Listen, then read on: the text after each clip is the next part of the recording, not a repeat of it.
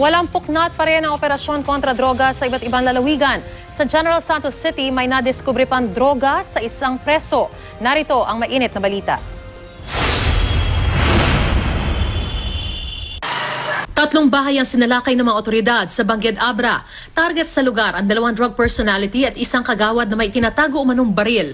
Unang pinasok ang bahay ni Jazver Bersalona. Positibo siyang nakuhanan ng iba't ibang drug paraphernalia. Inamin niyang dati siyang gumagamit pero itinigil na raw niya ito. Na-recover naman sa bahay ni kagawad Melvin Beharin ang mahigit 20 bala at basyo. Wala siyang pahayag. Wala naman nakuhang droga o baril sa isa pang bahay. Nahaharap si Bersalona at Beharin sa kaso. Sa Laguna, patay sa buy-bust operation ang isang manuntulak ng droga. Ayon sa pulisya, nanlaban sa kanilang tropa ang suspect na si Ronaldo Marino alias Jaco.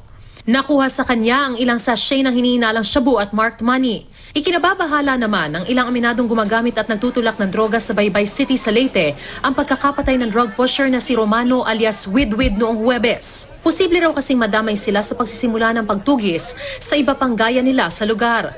Kaya ang ilang magulang sinamahan ng kanilang mga anak na sumuko para hindi mapahamak. 12 sachet ng umano'y droga ang nadiskubring naipuslit sa detention cell ng General Santos City. Sa surprise inspection, nakita sa selda ng isang babaeng inmate ang mga droga na nakatago pa sa lalagyan ng ice cream at plastic jacket ng lisensya.